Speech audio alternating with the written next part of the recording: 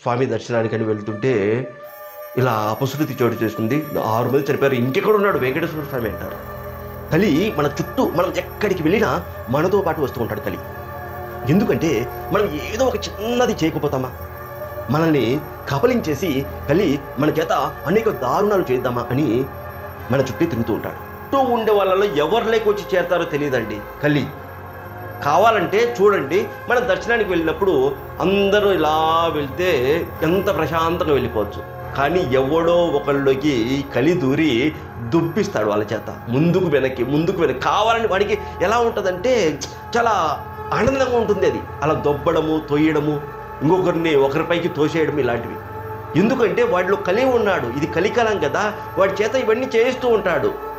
ఓం నమ శివాయ. అందరికీ నమస్కారం అండి. నేను మీ ప్రవీణ్. మీరు చూస్తున్నారు ప్రవీణ్ తెలుగు ట్రావెలర్ ఛానల్. మన ఛానల్ ఆధ్వర్యంలో నెక్స్ట్ జరిపించబోయే పూజ అరుణ పారాయణ పూజ లేదా శ్రీ సూర్యనారాయణ స్వామి పూజ.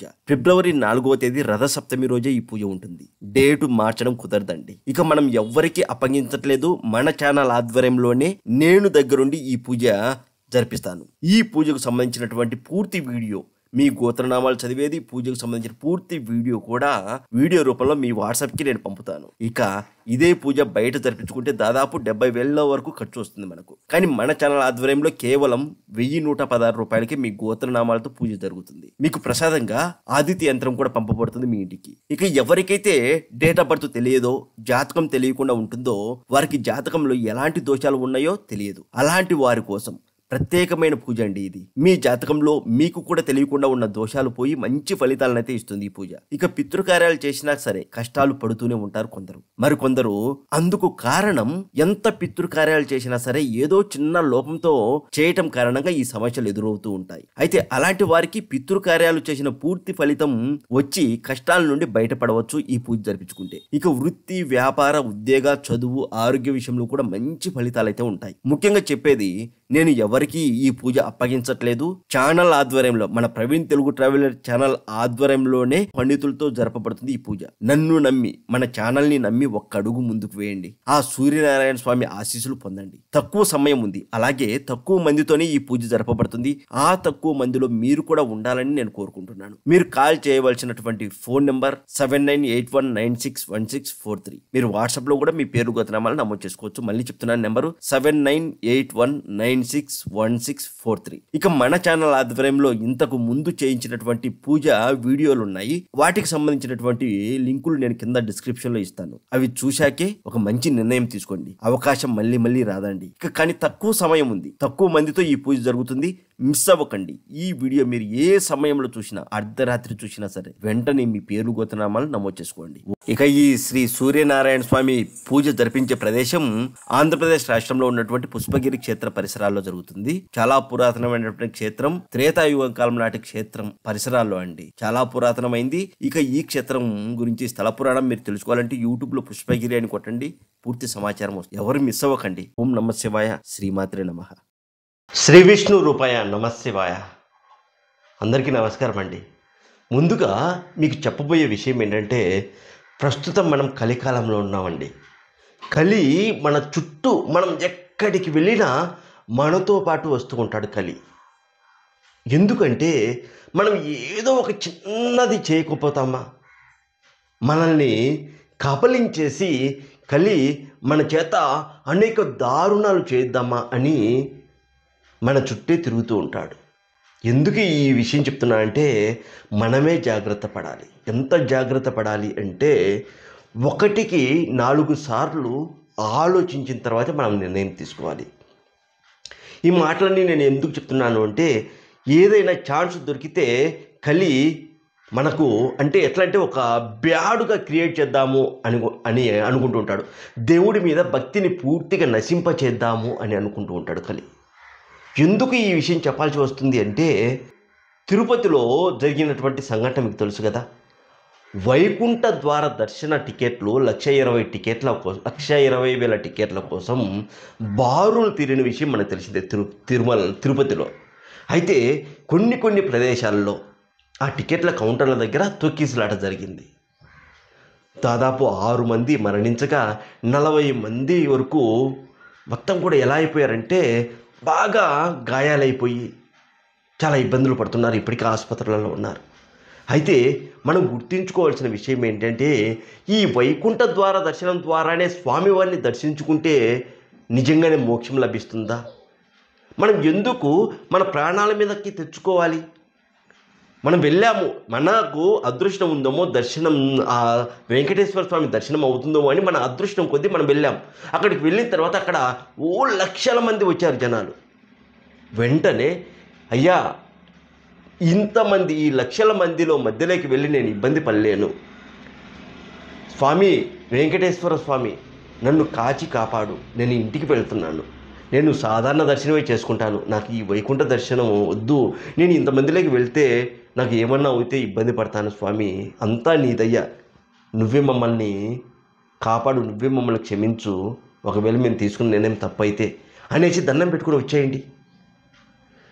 నిజంగా ఆ గుంపులో వెళ్ళి ఏ ముగ్గురు నలుగురు చావుకు కారణమయ్యేదానికంటే కూడా ప్రశాంతంగా ఆ కొండకు, ఆ తిరుమల కొండకు దండం పెట్టుకొని ఇంటికి రావడం చాలా అంటే చాలా ఉత్తమం అండి. ఎందుకు చెప్తున్నాను అంటే, మనము శ్రీ వెంకటేశ్వర స్వామి కథల్లో కూడా ఉంది. ఏంటంటే నిజంగా జరిగిన సంఘటనలు ఇవన్నీ కూడా. తిరుమల కొండ కింద ఒక కుండలు చేసుకున్న వ్యక్తి బంకమన్నుతో పుష్పాలు చేసి అక్కడ ఉన్నటువంటి వెంకటేశ్వర స్వామి విగ్రహం కింద, కొండ కింద, స్వామి ఉండేది కొండపైన కదా, కింద ఆ స్వామి విగ్రహం దగ్గర పెట్టి, స్వామి నా భక్తి ఇదే, నేను ఇంతకంటే ఎక్కువగా కొన్ని లక్షలు నీ ఉండిలో వేయలేను, కోట్ల రూపాయల బంగారు నీకు అందించలేను, నాకు తెలిసింది ఇది, సో నా దగ్గర ఉన్న దాంట్లో నేను అందమైన పుష్పాలు తయారు చేసి నీకు సమర్పిస్తున్నాను స్వామి అని పెడతారండి స్వామివారి విగ్రహం దగ్గర, ఎక్కడ కొండ కింద. అయితే కొండ పైన మాత్రం రాజు బంగారు పుష్పాలు తీసుకొచ్చి స్వామివారి పాదాల దగ్గర పెడతారు. అయితే తెల్లవారి రాజు వెళ్ళేసరికి బంగారు పుష్పాలన్నీ కూడా దూరంగా పడి ఉంటాయి. ఎక్కడో కొండ కింద ఒక వ్యక్తి, కుండలు తయారు చేసుకునే వ్యక్తి చేసినటువంటి మట్టి పుష్పాలు స్వామి పాదాల దగ్గర ఉంటాయి. అంటే అక్కడ మనం ఎన్ని కోట్లు పెడుతున్నాము, ఎంతంత వెచ్చించుతున్నాము అనేది కాదు, ప్రేమతో భక్తితో మనస్ఫూర్తిగా స్వామి నువ్వు ఉన్నావు, నువ్వే నాకు దిక్కు, నీ కోసం నేను ఇదో ఈ మాత్రం చేయగలను అని మీరు చిన్నగా చేసిన పావల బిళ్ళ ఇచ్చినా సరే స్వామి సంతోషపడిపోతాడు, ఆనందంగా మిమ్మల్ని దీవిస్తాడండి, మీరు చల్లగా ఉండాలని. ఇంతకంటే సాక్ష్యం ఏముంది? ఎందుకు చెప్తున్నానంటే, వైకుంఠ ద్వార దర్శనానికి వెళ్ళి మనల్ని ఇబ్బంది పడడం ఎందుకు అంటే, ద్వార దర్శనం అంటే ఓకే, వైకుంఠ ద్వార దర్శనానికి టికెట్ల కోసం వెళ్ళి మనము ఇబ్బందులు పడడం ఎందుకు? మనం వెళ్ళాము, మనకు టికెట్ దొరుకుతుందని. నేను కూడా స్వామివారి దర్శనానికి టికెట్లు బుక్ చేసుకుందామని ఆన్లైన్లో ఎన్నిసార్లు ట్రై చేసినా నాకు అవ్వదు. మొత్తానికి 2 సార్లు అయితే నేను బుక్ చేసుకోగలిగాను. అంటే ఆ స్వామి మనకు ఆ స్వామి దర్శనం ఇవ్వాలి అనుకున్నప్పుడు స్వామి దగ్గరుండి మన చేత ఆ టికెట్ బుక్ చేస్తారు. మనకు ఎక్కువ మంది ఉన్నారు జనాలు, టికెట్ కోసం వెళ్ళాము, ఎక్కువ మంది జనాలు ఉన్నారు అన్నప్పుడు ఆ తిరుమల కొండకు దండం పెట్టుకుని స్వామి మరొకసారి వస్తాను, లేదంటే ఆన్లైన్లో బుక్ చేసుకుంటాను అనేసి స్వామికి చెప్పుకుంటే ఎంత బాగుంటుంది. ఈరోజు అలాంటి అంటే అపశృతి చోటు చేసుకునేది కాదు కదా. పైగా కలి మన చుట్టూ ఉండే వాళ్ళలో ఎవరు లేకొచ్చి చేరతారో తెలియదండి కలి. కావాలంటే చూడండి, మన దర్శనానికి వెళ్ళినప్పుడు అందరూ ఇలా వెళ్తే ఎంత ప్రశాంతంగా వెళ్ళిపోవచ్చు. కానీ ఎవడో ఒకళ్ళకి కలి దూరి దుబ్బిస్తాడు వాళ్ళ చేత, ముందుకు వెనక్కి కావాలని. వాడికి ఎలా ఉంటుందంటే చాలా ఆనందంగా ఉంటుంది అది, అలా దొబ్బడము, తొయ్యడము, ఇంకొకరిని ఒకరిపైకి తోసేయడం ఇలాంటివి.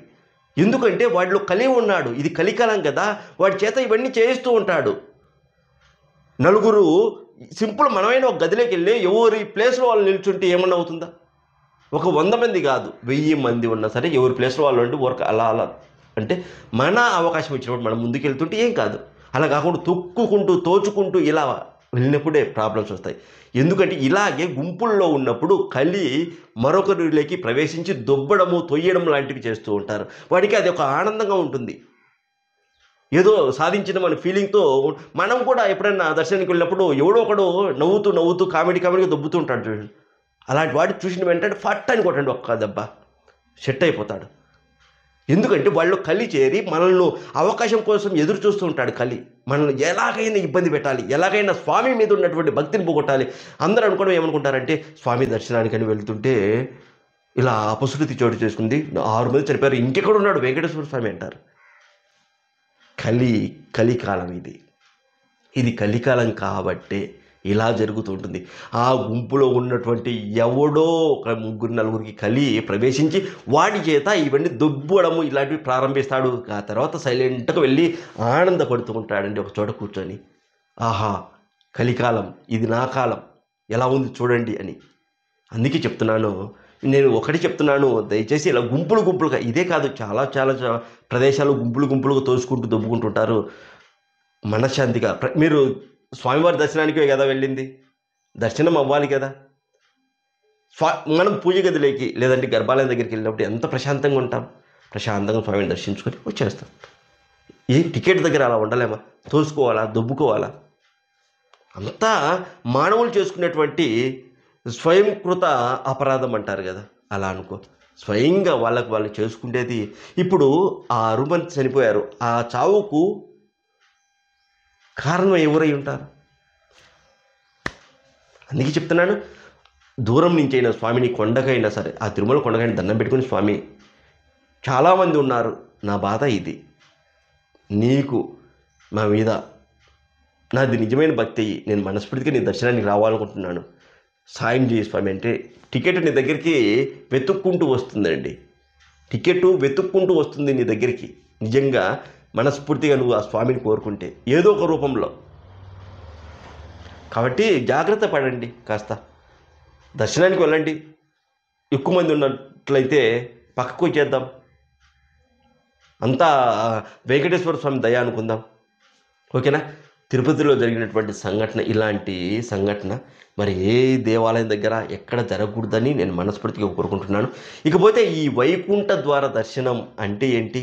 మురా అనే రాక్షసుడికి ఈ వైకుంఠ ద్వార దర్శనానికి సంబంధం ఏంటి? విష్ణుమూర్తిలో నుంచి మాయాశక్తి బయటికి వచ్చినప్పుడు ఏం జరిగింది? ఈ వైకుంఠ ద్వార దర్శనం సమయంలో స్వామివారిని చాలా దగ్గర నుంచి చూడవచ్చా? స్వామివారు ముక్కోటి దేవతలతో కలిసి ఈ భూమిపైకి వస్తారండి ఈ వైకుంఠ ఏకాదశి రోజున. అందుకోసం ఇదంతా కూడా. సో మరొకసారి చెప్తున్నాను, ఇంకా పూర్తిగా చెప్తాను సమాచారం అంతా కూడా, ఈ వైకుంఠ ద్వార దర్శనం అంటే ఏంటి ఇదంతా కూడా. అయితే ముఖ్యంగా చెప్తున్నాను, నిజంగా నువ్వు ఆ వెంకటేశ్వర స్వామి భక్తునివి అయితే, ఆ వెంకటేశ్వర స్వాముల వారి భక్తునివి నువ్వైతే మీ ఇంటికి వస్తారండి స్వామి మిమ్మల్ని చూడడానికి. ఓకేనా? ఇక మనమైతే ఈ వైకుంఠ ద్వార దర్శనం గురించి మనం చెప్పుకుందాం. మార్గశిర మాసం శుక్లపక్షంలో వచ్చే ఏకాదశిని సర్వేకాదశి, వైకుంఠ ఏకాదశి, ముక్కోటి ఏకాదశి అని పిలుస్తారు. పుణ్యతిథి కావడం వల్ల దీన్ని మోక్షద ఏకాదశిగా పిలుస్తారు కూడా. ఇది సూర్యదేవుల వారు ఉత్తరాయణంలోకి ప్రవేశించడానికి ముందు వచ్చే ఏకాదశి. సమస్త కోరికలు తీర్చే, పాపాలను హరించి మోక్షాన్ని ప్రసాదించే రోజు కావడంతో దీన్ని మోక్షద ఏకాదశి అని కూడా అంటారండి. మహావిష్ణుమూర్తి గరుడ వాహనుడై 3 కోట్లు అంటే ముక్కోటి దేవతలతో కలిసి ఈ భూలోకానికి దిగివచ్చి భక్తులకు ఈ వైకుంఠ ద్వారం ద్వారా దర్శనమిస్తారు కనుక దీనికి ముక్కోటి ఏకాదశి అని పేరు వచ్చినట్లుగా అష్టాదశ పురాణాలు పేర్కొంటున్నాయి. ఇక ఈ వైకుంఠ ఏకాదశి రోజున ప్రతి ఒక్కరు కూడా బ్రహ్మముహూర్తంలో లేచి స్నానం చేసి ఆ విష్ణుమూర్తి ఆలయాలను దర్శించుకుంటే మహా పుణ్యమైతే మనకు వస్తుంది అని భక్తుల నమ్మకం. అసలు ఏకాదశి రోజుకు ఈ వైకుంఠ ఏకాదశికి సంబంధం ఏంటి అన్న విషయానికి వస్తే,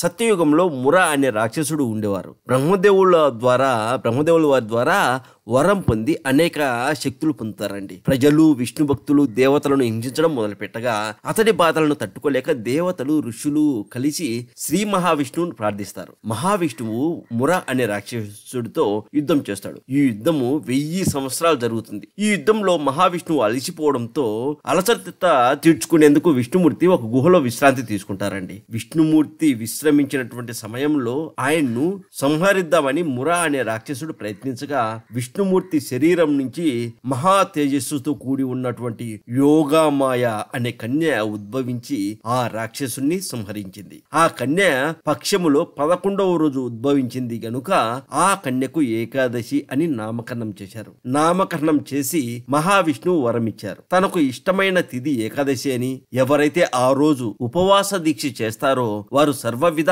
పాపాల నుంచి విముక్తి పొందుతారని మహావిష్ణువు అభయమిచ్చారు. మానవుడు ఏకాదశి రోజు ఉపవాసం ఉండి పాప విముక్తులవుతున్నారని పురాణాలు పేర్కొన్నాయి. ఇక ఏకాదశి గురించి చెప్పాను కదా. ఇక వైకుంఠ ఏకాదశి విషయానికి వస్తే మార్గశిరం మాసం విష్ణువుకు అత్యంత ప్రీతికరమైందండి. ఈ నెలలోనే ధనుర్మాసం మొదలవుతుంది. ధనుర్మాసంలోనే వైకుంఠ ఏకాదశి కూడా వస్తుంది. నెలకు 2 చొప్పున ఏడాదికి 24 ఏకాదశి తిథులు వస్తాయి. మిగతా వాటితో పోలిస్తే సూర్యుడు ఉత్తరాయణానికి మారే ముందు వచ్చే ఈ ధనుర్మాస ఏకాదశిని వైకుంఠ లేదా ముక్కోటి ఏకాదశిగా పిలుస్తారు. ఈ రోజున వైకుంఠ ద్వారాలు తెరుచుకొని ఉంటాయని, మహావిష్ణువు గరుడ వాహనం పైన 3 కోట్ల దేవతలతో కలిసి భూలోకానికి వచ్చి భక్తులకు దర్శనమిస్తారని అంటారు. అందుకే ఈ వైకుంఠ ద్వారము ఈ రోజు ఒక ప్రత్యేకమైనటువంటి ద్వారం ఓపెన్ చేసి స్వామి వారి దర్శన భాగ్యం అయితే భక్తులకు కల్పిస్తారు. ఉత్తర ద్వారాలను తెరుస్తారండి ఈ రోజున. ఇక 3 కోట్ల ఏకాదశి తిథులతో సమానమైనటువంటి పవిత్రతను సంతరించుకున్నందువల్లే దీనికి ముక్కోటి ఏకాదశి అనే పేరు కూడా వచ్చింది అని. ఇక మీరు అరుణ పారాయణము లేదా శ్రీ సూర్యనారాయణ స్వామి పూజ గురించి ఆల్రెడీ విన్నారు కదా. మనం ఎవరికో అప్పగించట్లేదు, మన ఛానల్ ఆధ్వర్యంలో మన ఛానల్ తరపునే జరుగుతుంది. ఒక్కసారి ఆలోచించండి, ఒక మంచి నిర్ణయం తీసుకోండి. అవకాశం అనేది మళ్ళీ రాదండి. ఓం నమః శివాయ. శ్రీ విష్ణు రూపాయ నమః శివాయ. హరి ఓం.